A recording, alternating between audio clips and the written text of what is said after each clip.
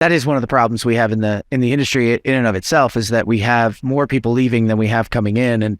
And we've got to, even if we balance that out, we've got to get that information to them. And it's in the form of data. And I want to stick to the data. You hit a couple things I'll come back to in a minute, but I want to stick with the data because I know, Chris, that the focus on data has really changed the focus from an owner's perspective and, again, impacting the asset itself. We talked a little bit about this in the pre-call. So talk to me a little bit about data when it comes to owners and what their expectations are and how that plays a role. The clients are starting to transition where the data is more important than the physical asset. If we're talking about a commercial owner that wants to lease out the space and if one person has a digital twin or has a true as-built BIM model, that space is actually more valuable to somebody that's going to lease it because they've got to do some sort of design, as opposed to somebody who really doesn't have that, or even has what's called as-built, right? But as-built are really, the one thing we can agree on is as-built are a measure of failure. It's a failure of the design to be built or the builders to build to the design, right? We all can seem to agree on that. We finish these projects out and then we go back and laser scan them because nobody believes it. And yet Saul and I just, finished a project where we actually left the breadcrumbs of having stuff truly digitally shot.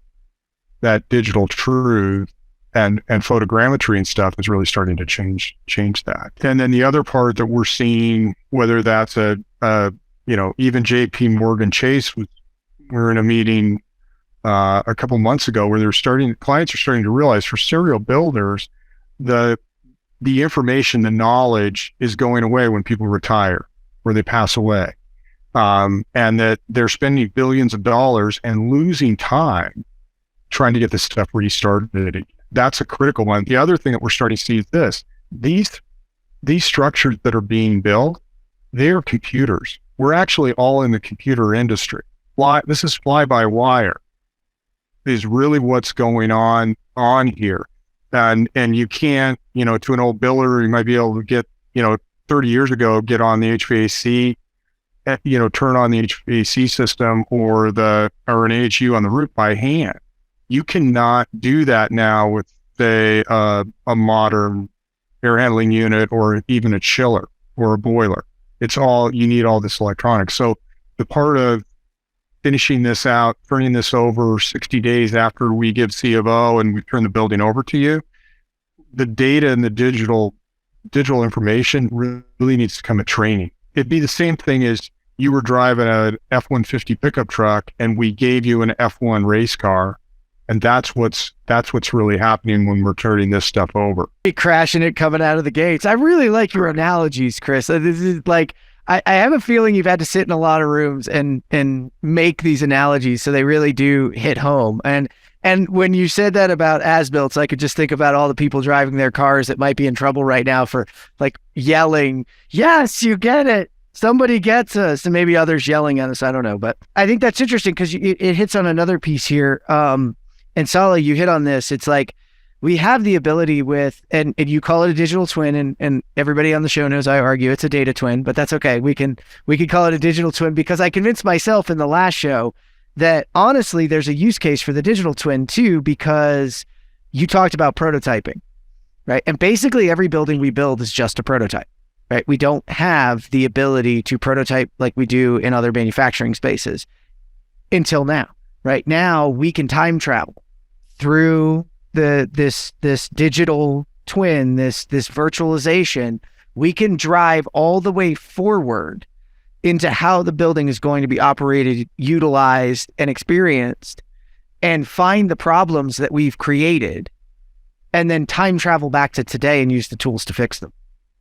Now, the hard part, though, is how do you articulate that as the connective tissue? Because that's what I see you guys as, is like you're this really important connective tissue that's articulating building and owning and operating the asset. So I wonder if there's anything you can give people as a kind of an understanding of how they might, why they might want to use this. We can be that partner that can translate the different stakeholders' perspective into a language that the others understand.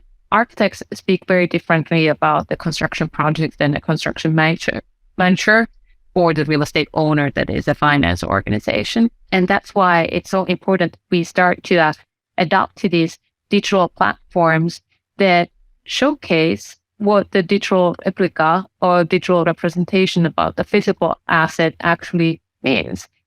What is the context of the data that we are measuring in the real world, so that we are not only looking at graphs or Excel files and driving based on what we see as a dollar value, but we can then link it back into the actual geometry and figure out how that geometry is then connected to a much bigger entity, and what happens if that asset breaks or has a flaw or something happens, that how big of a deal are we talking about? Because when thinking about the spending and the financial aspect, the more you can do maintenance, the less you're spending on repairs and retrofits. And that's what people really need to be thinking about, that do they want to pay a little bit more maybe upfront to save a lot down the line in the total cost of ownership, and then drive their decision making on the quality of their digital assets, but also the physical assets. It's all about communications and understanding the different perspectives that someone is really honed into the financial perspective and thinking all about the dollars that they are spending either on the capital expense side or on the operational side of things. Someone might be completely mesmerized with the geometry of the building and the usability of the building. And someone might be worried about how do we actually build it? How do everything fit together? And do we have all the right bits and pieces to assemble things?